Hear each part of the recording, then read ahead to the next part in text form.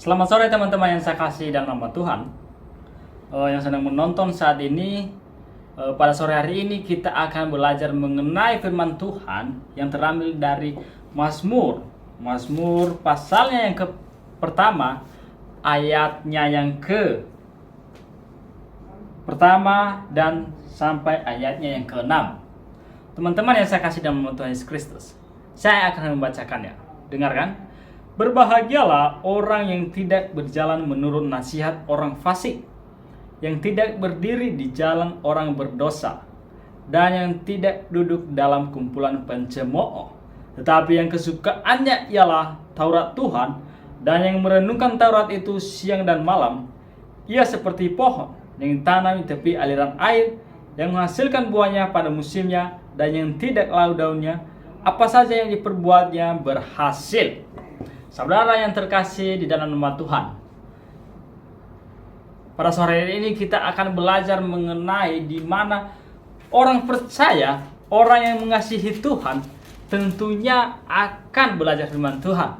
Orang yang mengasihi Tuhan akan mempelajari firman itu siang dan malam. Dan apa janji Tuhan, pengharapan kepada orang-orang yang mengasihi Tuhan, yang mempelajari firman itu siang dan malam. Tuhan berkata di sini bahwa Dia seperti pohon yang ditanam di tepi aliran air.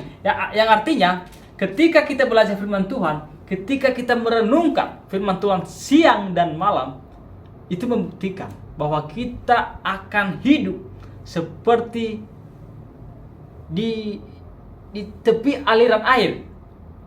Yang artinya kita subur, secara rohani kita subur, secara rohani kita mengenal kebenaran. Saudara yang saya kasihi dalam nama Tuhan Yesus Kristus, namun banyak orang pada saat ini mengucilkan firman Tuhan, berkata bahwa firman Tuhan itu tidaklah lebih daripada suatu hal yang biasa-biasa saja. Contohnya mereka menganggap Alkitab ini hanyalah sebagai buku biasa saja, menganggap Alkitab hanyalah tulisan-tulisan orang-orang yang manusia biasa yang tidak diilhamkan oleh Allah. Namun apakah isi Alkitab ini hanyalah tulisan biasa saja? Apakah tidak ada makna rohaninya? Apakah tidak ada sesuatu yang spesial dalam Alkitab ini? Bukankah banyak orang yang mengatakan demikian?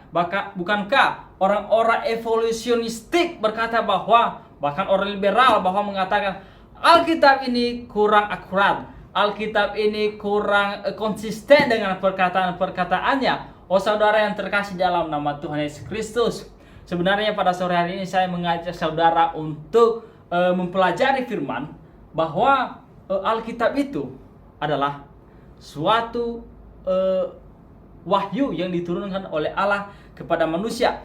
Namun banyak orang yang menentangnya, dan kita akan belajar mengetahui siapa-siapa sajakah mereka yang menentang. Seperti yang telah saya katakan tadi, bahwa pandangan liberal selalu menekan Alkitab ini, bahwa Alkitab ini bukanlah seutuhnya firman Tuhan. Orang evolusi berkata bahwa penciptaan di dalam kitab Kejadian yang hanya 7 hari, 6 hari bukanlah sesuatu hal yang real. Namun apakah itu benar? Semua saudara yang terkasih dalam Tuhan Yesus Kristus, semua pernyataan liberal, semua pernyataan orang-orang yang tidak mengasihi Tuhan, termasuk orang-orang evolusi, tidaklah benar. Karena kita percaya Alkitab ini dari kitab Kejadian sampai kitab Wahyu, ini adalah sudah diinspirasikan oleh Tuhan, sudah dinyatakan oleh Tuhan. Bahwa contohnya dalam kitab Kejadian, bahwa memang nyata secara supernatural Allah menciptakan dalam 6 hari saja. Namun begitu saudara yang saya kasih dalam Tuhan Yesus Kristus, apakah yang biasa mereka perdebatkan? Apakah yang sering mereka permasalahkan di dalam Alkitab ini? Dan bahkan ada yang mengatakan Alkitab ini bukan asli, Alkitab ini sudah dipalsukan. Apakah benar? Saudara yang saya kasih dalam Tuhan Yesus Kristus, tapi kita percaya bahwa sebagai orang Kristen, Alkitab terjemahan bahasa Indonesia memang banyak salah dalam penerjemahan ketika diterjemahkan. Namun ketika kita lihat dalam bahasa aslinya, tentunya tidak ada salah. Karena tentunya Tuhan memelihara firman-Nya. Kita percaya yang namanya Tuhan memelihara firman-Nya. Namun saudara yang saya kasih dalam Tuhan Yesus Kristus, sebenarnya saya mau mengajak saudara-saudara untuk berkata bahwa Alkitab ini adalah satu-satunya firman Tuhan. Selain dari Alkitab, bukan firman Tuhan. Kenapa demikian? Yang pertama, semua nubuat dari perjanjian lama semua digenapi di dalam perjanjian baru, saudara yang terkasih dalam Tuhan Yesus Kristus.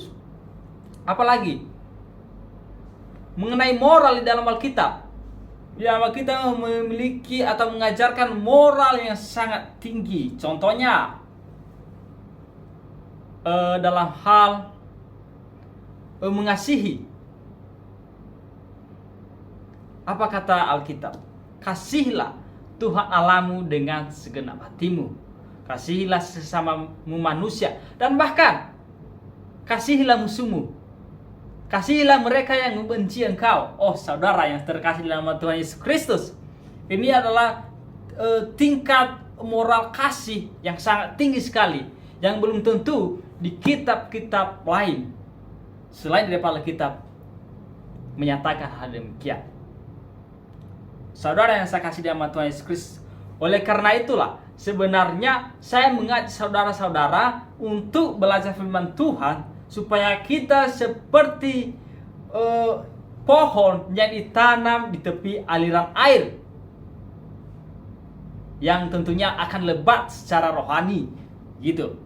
Bapak Ibu yang saya kasih dalam Tuhan Yesus Kristus, kesimpulan saya pada sore hari ini adalah, hendaklah kita menjadikan firman ini sebagai firman yang absolut, sebuah inspirasi atau wahyu dari Tuhan yang sudah dituliskan dalam menjadi sebuah kitab dan tanpa ada salah sedikit pun. Saudara yang terkasih dalam Tuhan Yesus Kristus, saya ucapkan Maranatha.